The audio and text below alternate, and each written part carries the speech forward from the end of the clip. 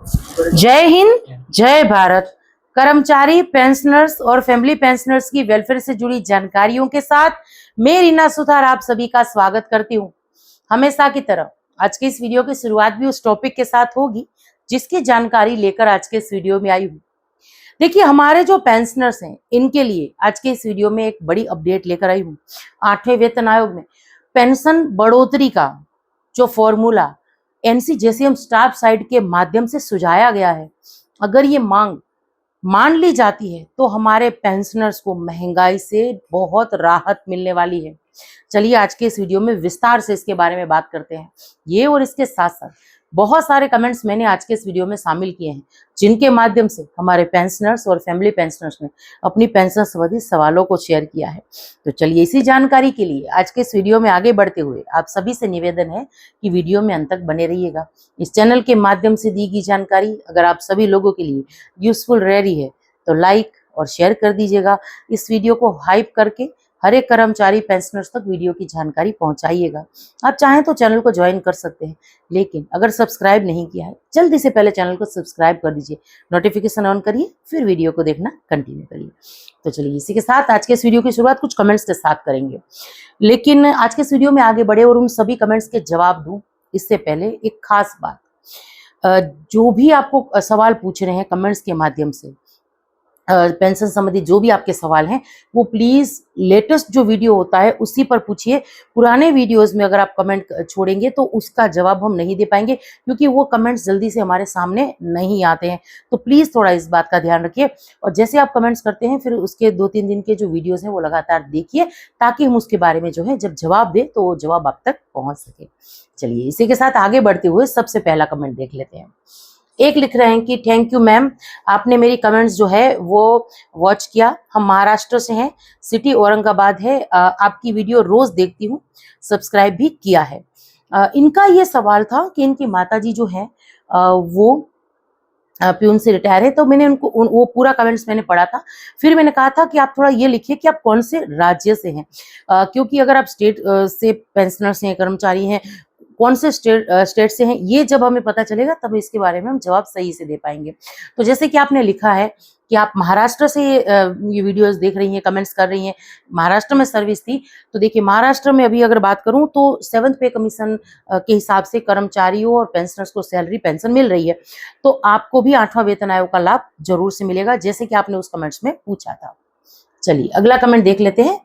एक लिख रहे हैं कि नमस्ते मैम, मैं उड़ीसा से फैमिली पेंशनर्स हूँ। जो आप सब बताते हैं हम लोगों को, गांव वालों को कुछ भी समझ में नहीं आता है। आगे भी आपसे निवेदन किया है कि जो ये समझ में नहीं आता है, मेरे पति जो थे एयरफोर्स सार्जेंट 15 साल और 2 महीने की सर्विस किए थे। वह 1987 में रिटायर हुए थे। उनकी बेसिक पेंशन 13,194 थी और अब में महीने में 22,109 रुपये आई है। 264 रुपये जो है बढ़कर आए हैं। क्या यह सही फैमिली पेंशन है? मुझे उत्तर जरूर से दीजिएगा, प्लीज। आपका धन्यवाद। देखिए सबसे पहली बात तो मैम मैं आपको धन्यवाद करती हूँ इस कमेंट्स के लिए। और जब मुझे ऐसे कमेंट्स आते हैं जहां हमारी फैमिली पेंशनर्स या जो सर्विस पेंशनर्स ये कहते हैं कि हम हमारे देश के दूर दराज के गाँव में से वीडियो देख रहे हैं, तो मुझे इतना अच्छा लगता है कि देखिए इस चैनल को शुरू करने का जो मेरा उद्देश्य था कि मैं हमारे जो दूर दराज के गांव हैं उन तक पहुंच सकूं, वहां के जो फैमिली पेंशनर्स हैं, सर्विस पेंशनर्स हैं, डिपेंडेंट हैं, उनको इसके बारे में जानकारी दे सकें। स्पर्श जब से आया है तब से पेंशनर्स, फैमिली पेंशनर्स बहुत परेशान थे। तो इस चैनल के माध्यम से उन सभी को भी काफी मदद मिल रही है। और रही बात कि आप इस वीडियो में जो बताती हैं कि जो भी हम जानकारी आप शेयर करते हैं आप गांव वालों को कुछ समझ में नहीं आता है।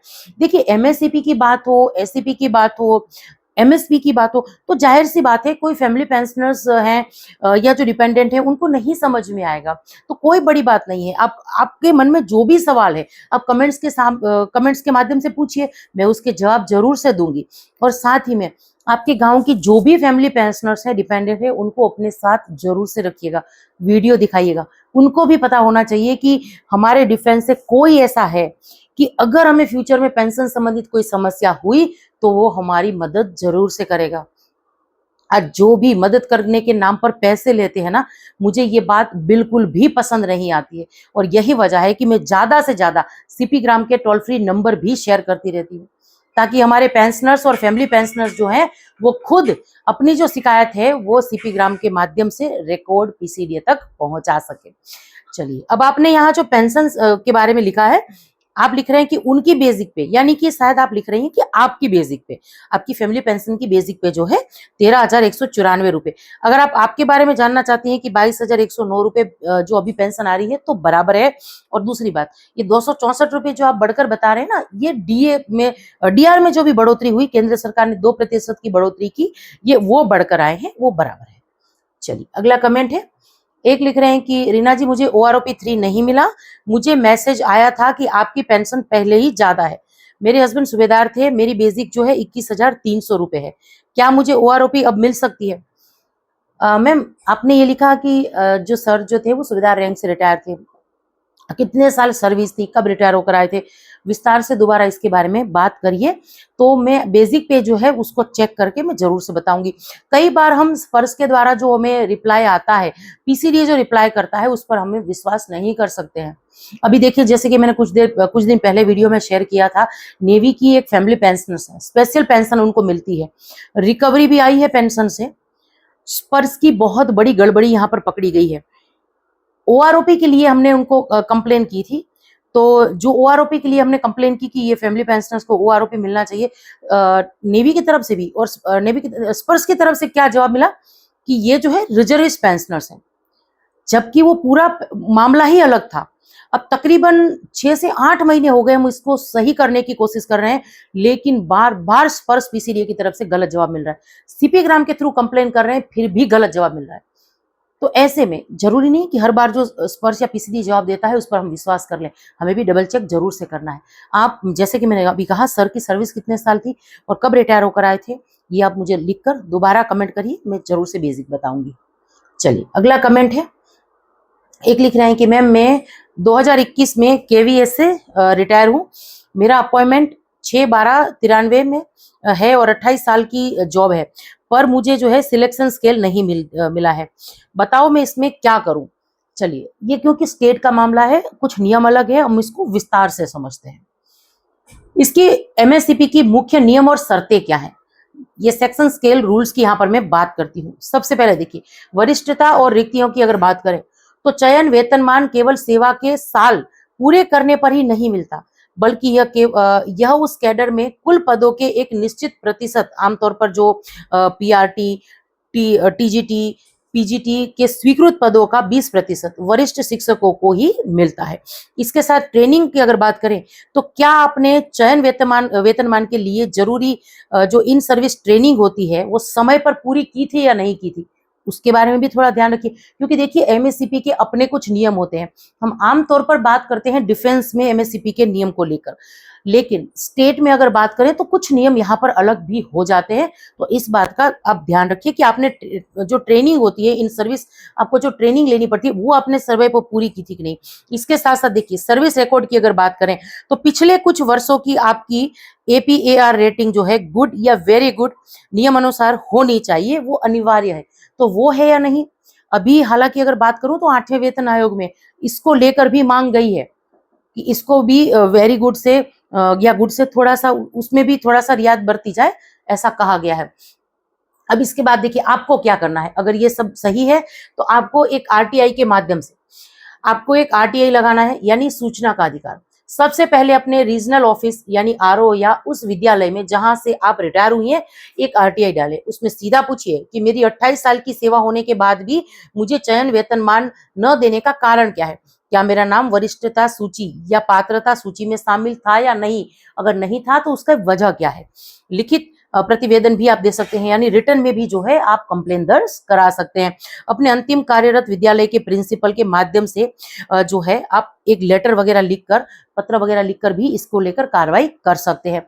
तो कुछ इस तरीके से जो है आप इसको लेकर कार्रवाई कर सकते हैं। अब इसके साथ साथ केवीएस मुख्यालय से संपर्क, यदि रीजनल ऑफिस से संतोषजनक जवाब न मिले तो आप केवीएस हेडक्वार्टर जो न्यू दिल्ली में है, इनके एडिशनल कमिश्नर, इनको भी एक पत्र लिख सकती हैं और कंप्लेन दर्ज करा सकती हैं। तो कुछ इस तरीके से आपको कुछ स्टेप्स जो है वो जरूर से लेने चाहिए।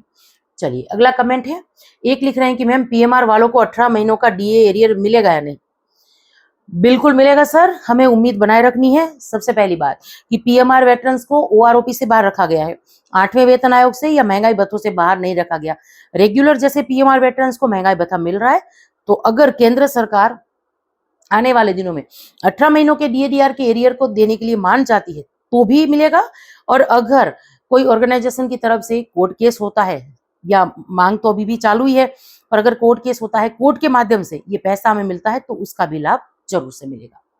चलिए अगला कमेंट है, एक लिख रहे हैं कि मैडम जी सत श्री अकाल, इन्होंने अपना आर्मी नंबर वगैरह लिखा है। आगे लिख रहे हैं कि 30/6/21 को मैं रिटायरमेंट हो गया था और मेरा ऑनरी नायब सूबेदार का पीपीओ नंबर वगैरह इन्हें लिखा है। अब मेरा इंक्रीमेंट जो है, यानी नौसेना इंक्रीमेंट को लेकर शायद ये जानकारी मांग रहे हैं कि 1/7/21 में लगना था, तो वो लगकर नहीं आया, बाकी का लग गया है। प्लीज आप इस मैटर पर जो है एक लेटर लिखकर मेरी मदद करिए।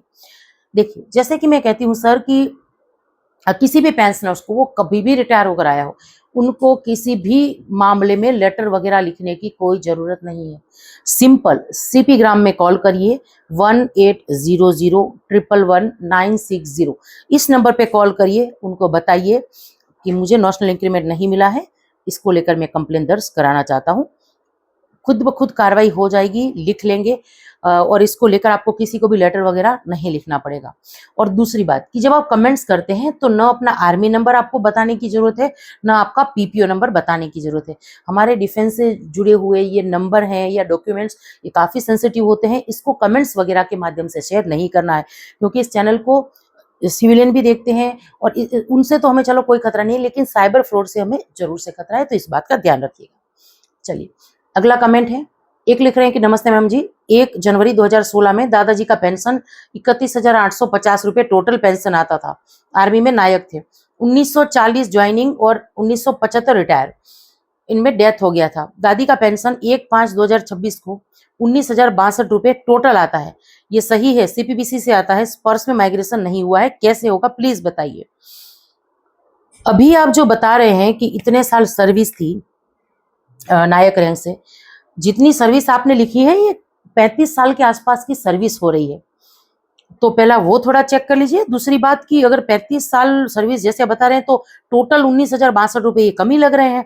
बाकी माइग्रेशन की अगर बात करूं तो स्पर्श में माइग्रेशन खुद ब खुद होगा, लेकिन क्योंकि ये पुराने, बहुत ही पुराने पेंशनर्स हैं, तो आपको एक बार रिकॉर्ड से संपर्क जरूर से करना चाहिए, या सीपी ग्राम के थ्रू जो है इसको लेकर आप कंप्लेन दर्ज करा दीजिए कि हमारा माइग्रेशन अभी स्पर्श में क्यों नहीं हुआ, क्योंकि जो डॉक्यूमेंट्स वगैरह है वो संभाल के रखने बेहद जरूरी है। कई सारे पेंशनर्स, फैमिली पेंशनर्स इसको लेकर कंप्लेन भी करते हैं, तो आप सीपी ग्राम के थ्रू इसकी कंप्लेन दर्ज करा दीजिए। तो चलिए, ये कुछ कमेंट्स थे। अब वीडियो में आगे बढ़ते हुए पेंशनर्स की बात कर ले। तो देखिए, 8वें वेतन आयोग में पेंशनर्स के लिए कौन सी बड़ी मांगे हैं। सबसे पहले बात, क्या पेंशन कभी सैलरी की बराबरी कर पाएगी? 8वें वेतन आयोग के समक्ष पेंशनर्स की उम्र आधारित पेंशन, इसकी मांग जो है, इसका ये विश्लेषण है।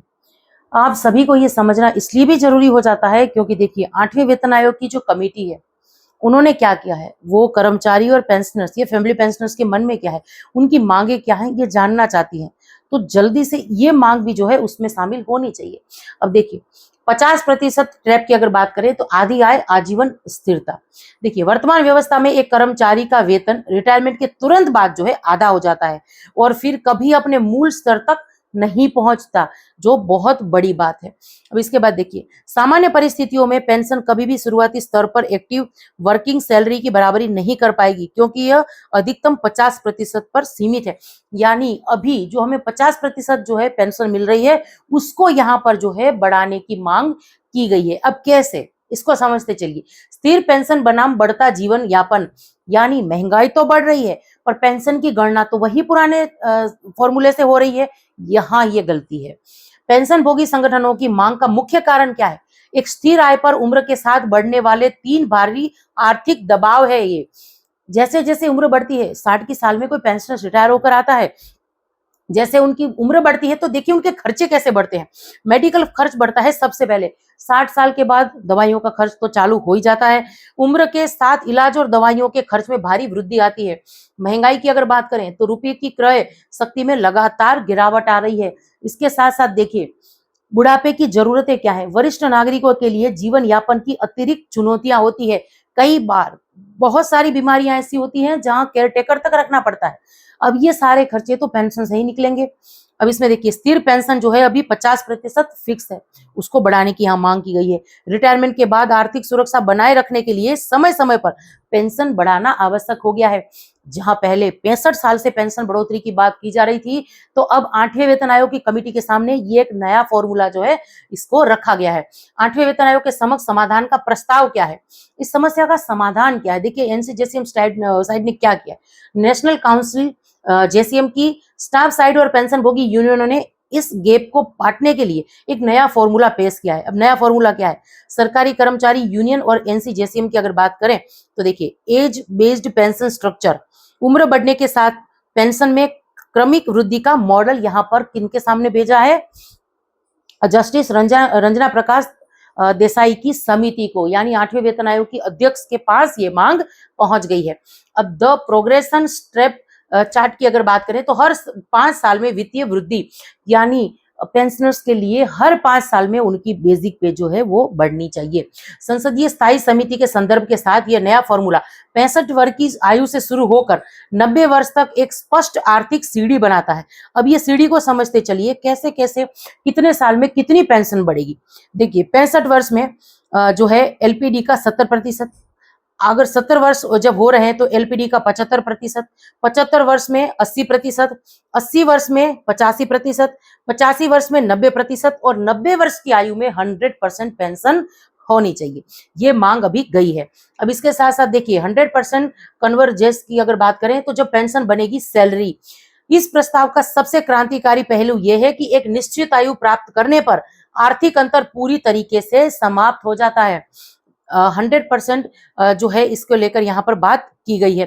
अब देखिए, वर्तमान बनाम प्रस्तावित व्यवस्था क्या है, एक नजर में आप इसको समझिए कि फॉर्मूला यथास्थिति को कैसे बदलता है।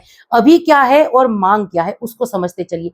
वर्तमान में यानी करंट में क्या है, मूल आधार क्या है, अंतिम मूल वेतन जो है यानी एलपीडी का फिक्स 50%। प्रकृति क्या कहती है, स्थिर और कठोर। इसके साथ अंतिम स्थिति क्या है, पेंशन कभी वेतन के बराबर नहीं होती। अब देखिए, क्या बदलाव मांगे गए हैं, प्रस्तावित क्या है यानी मांग क्या है, आयु के अनुसार एलपीडी का 70% से 100%, प्रगतिशील और लचीला होना चाहिए, यानी पेंशन में बढ़ोतरी होनी चाहिए। 90 वर्ष की आयु में पेंशन अंतिम वेतन, तो कुछ इस तरीके से अगर ये मांग मान ली जाती है तब पेंशन जो है सैलरी की बराबरी कर पाएगा। इसके साथ देखिए, जैसे कि कहा कि विशेष रूप से 80 प्लस आयु वर्ग के वरिष्ठ नागरिकों को इस बदलाव से सर्वाधिक आर्थिक राहत मिलेगी। अब ये कैसे मिलेगी, 80 वर्ष में आपको पता है कि एडिशनल पेंशन शुरू होती है। अगर 80 साल में एडिशनल पेंशन शुरू होगी और कुछ इस तरीके से जो है 80 साल के पेंशनर्स को ज्यादा फायदा होगा। आयु अनुरूप आर्थिक सुरक्षा की ओर 8वें वेतन आयोग के समक्ष यह मांग केवल भत्ते बढ़ाने तक सीमित नहीं है, बल्कि रिटायरमेंट के बाद के जीवन को सम्मानजनक बनाने का एक ढांचागत प्रयास है। आर्थिक सुरक्षा की अगर बात करें तो महंगाई से बचाव मिलेगी, समय के साथ बढ़ती क्रय शक्ति, इससे जो है पेंशनर्स को राहत मिलने वाली है। मेडिकल बफर की अगर बात करें तो बुढ़ापे की स्वास्थ्य चुनौतियों के लिए अतिरिक्त फंड मिलेगा। इसके साथ साथ 90 वर्ष की आयु में अंतिम वेतन की 100% मिलेगी, तो आयु की गरिमा भी जो है जળવાएगी। यदि इसे मंजूरी मिलती है तो यह फॉर्मूला लाखों रिटायर कर्मचारियों और फैमिली पेंशनर्स के लिए जो है एक सुरक्षा जाल से आगे बढ़कर एक आर्थिक सीढ़ी जो है ये बन जाएगा। तो कुछ इस तरीके से 8वें वेतन आयोग में हमारे पेंशनर्स के लिए एक बहुत बड़ी मांग जो है कमेटी के सामने भेजी है। और अगर कुछ ऐसी मांगे हैं, अगर इसको मान लेती है 8वें वेतन आयोग की कमेटी, अपनी सिफारिशें में शामिल करती है जो केंद्र सरकार के सामने जानी है, फिर केंद्र सरकार अगर इच्छा शक्ति दिखा के इसमें कितनी जो मांगे हैं उनमें सहमत होती है, ये तो चलो आने वाला दिन बताएगा। लेकिन कुछ मांगे ऐसी है इस 8वें वेतन आयोग की कमेटी में जो यूनियनों के द्वारा जा रही है, ये भी अपने आप में ऐतिहासिक है, जो 8वें वेतन आयोग को ऐतिहासिक बना सकता है। अब आप इस बारे में क्या सोचते हैं, कमेंट्स के माध्यम से अपनी राय जरूर से साझा करिएगा। और इसी के साथ आज के इस वीडियो से विदा लेती हूँ। जय हिंद।